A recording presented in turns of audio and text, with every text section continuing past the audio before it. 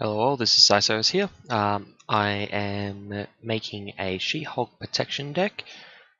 I've already named it Honorary Hulk, She-Honorary Hulk. Just main point, they're all green cards, and Hulk has just been announced.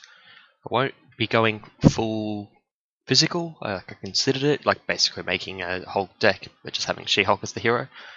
But we don't know enough about his cards to really justify it, and obviously She-Hulk's cards aren't all about the physical, so I didn't feel like that was justified. But let's get started on this. Now the first thing I want Black Widow. It's like the only fraught in protection is Black Widow, so I might as well throw that in. Next thing, I probably want tackles.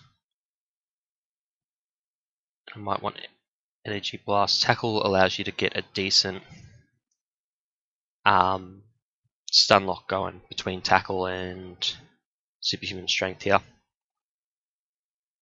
Two very, very good cards, I would say. In solo at least. Let's grab Nick Fury and Mockingbird. They're both incredibly valuable. Let's put at least one endurance and some Honorary Avengers. And the resource cards. Okay, so this is just a basic outline for steps. I don't like downtime because her 5 recover on the Jennifer Walters side is already pretty good.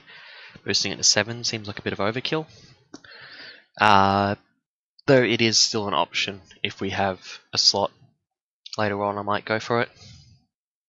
You notice I haven't put in the resource cards. I don't think they were given. And the reason I've gone for Honorary, Endurance, and these allies already is these are the incredibly valuable ones. Mockingbird is stun lock, so basically stops 2 attacks. Nick Fury stops an attack and effectively costs very little. Honorary Avenger, the main use for it is you put 1 on Black Widow and the rest go on She-Hulk. It just allows Black Widow to have 3 hit points, meaning you can actually use first aid on it, which I'll probably put in later, although I haven't yet, just because it's good with her, it's good with Hellcat, and you can use that as a bit of your thwart potential when you're playing She-Hulk. Because her biggest weakness is that she is her 1 thwart, and I mentioned this a lot in my solo deck building video that I did a lot on the weekend. Hellcat is her only unconditional thwart. Legal Practice and Superhuman Law Division are conditional thwart, and they both require Alter Ego, which puts more threat on the scheme, and you kind of need to flip anyway, because you need to, which is going to put more threat on the scheme, because you kind of need to flip to activate the 2 hero abilities, because they're both very good. So, what do we got? Protection. I think I want to go into a defense-orientated strategy, where I use Counterpunch, 1 Armored Vest,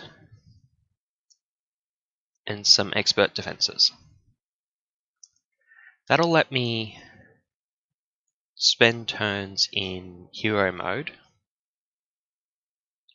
I'll also grab a Luke Cage. There should be a Luke Cage in here. He's just really good in general. That whole blocking a ton of damage and then dealing out a ton and then blocking a ton of damage again. It's really good for 4.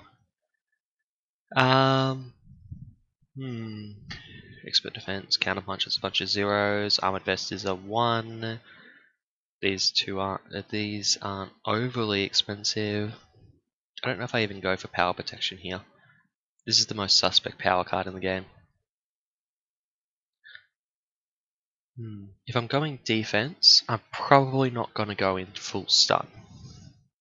It's a little bit riskier. The expert defense doesn't guarantee you don't take damage, but 5 or 6, it's a lot to block. You're probably only taking 1 damage tops, and that's only against really difficult encounters.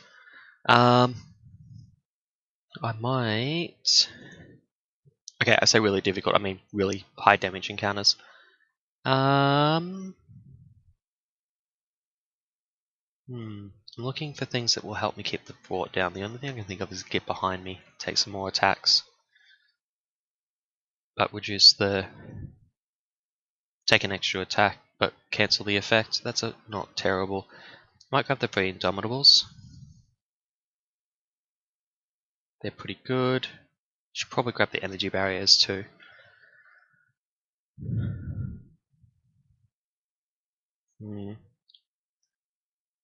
It's getting a little difficult to justify. The energy barrier does help me deal with minions, which I don't have a good way to deal with. At least low hit point minions.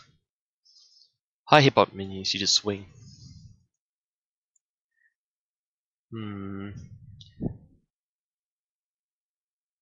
Let's put in the resource cards. I need some ramp.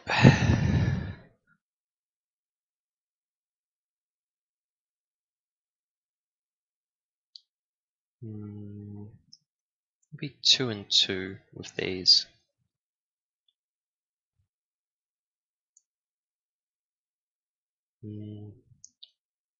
That could work. I still kind of want tackle. If I check my charts, I got a lot of physical. I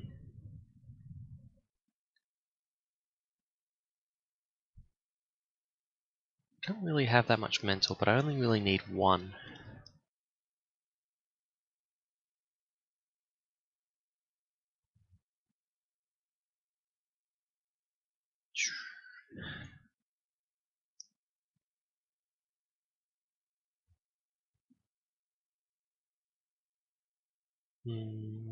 Let's put in an expert defense again.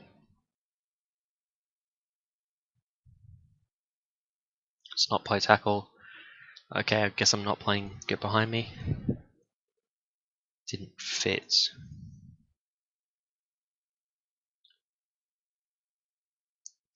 Resources for potentially higher, bigger plays on hero side.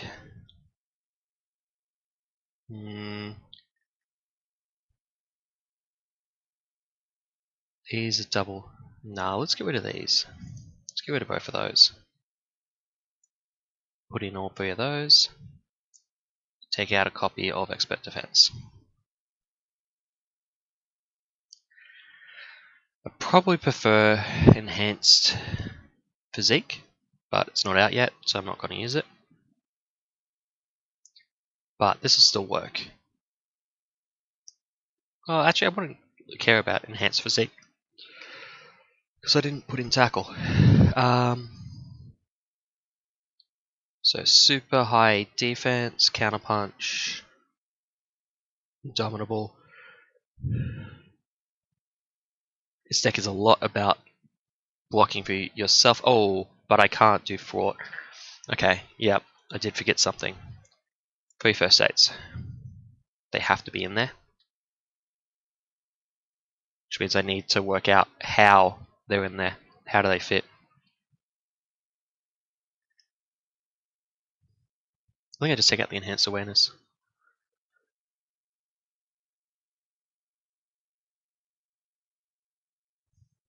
As much as I like it, triggering Black Widow, I have a decent amount of that anyway. Yeah, 13 cards. It's pretty good. And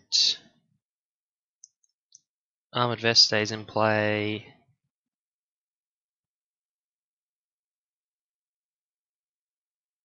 Our invest is the only one that stays in play. So there's 12. I suppose there's 11 that because I wouldn't want to spend a genius on a thing, on a Black Widow. If there's 11, expectation is about 1 in 4. It's pretty good. Do I have anything else that's super suspicious? 3 counter punches, energy barriers. I'm not feeling the energy barrier here. It's a really good card, but I'm just not feeling it. Although, I think I need it for Ultron though. We won't get to Ultron today, but I think I do need it overall for that.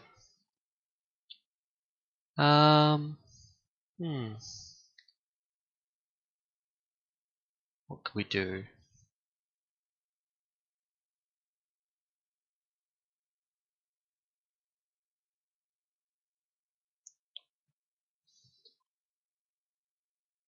Energy barrier is kind of awkward in a She-Hulk turn.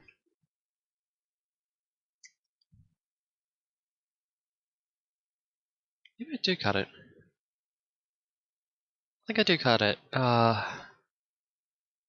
I need more ways to ramp. To ramp up the resources, particularly in She-Hulk turns. I can't afford it anywhere else. No, we'll deal with this. We'll deal with this. Okay, so it's built. So this is going for the more blocking defense archetype. Normally you'd want a way to ready or to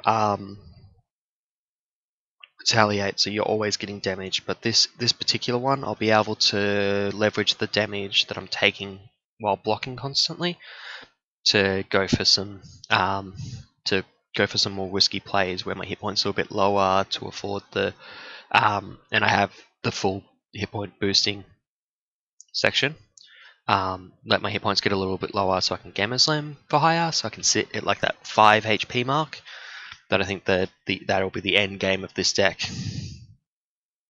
And in the meantime, I'm going to try and use the counter punches to get a few more attacks in. Like if you block in counter punch, you specifically avoid damage and still get your attack in. If you block counter punch and Indomitable, you're also getting that attack in later on in the turn, so that's pretty good.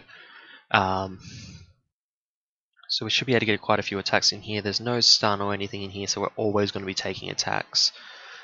Just constantly getting beat down. But I think with the 15 to 20 hit points, few allies, we should be able to block most, if not all. And this is the cheapest stun card in the game, so we'll still get some stuns off. Ooh, one thing I didn't consider.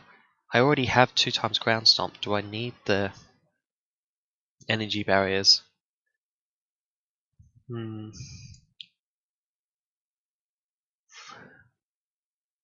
going to edit that. I am going to edit that. And I'm going to cut the energy barriers. And I'm going to put back in the 1 Helicarrier and the 1 Avengers mention.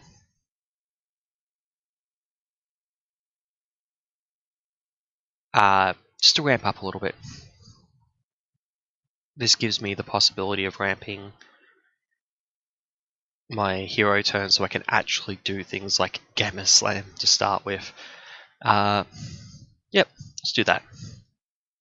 Okay, so I'm going to cut this here because text built seems pretty, and then we're going to give it a try in the next video. So I shall see you shortly.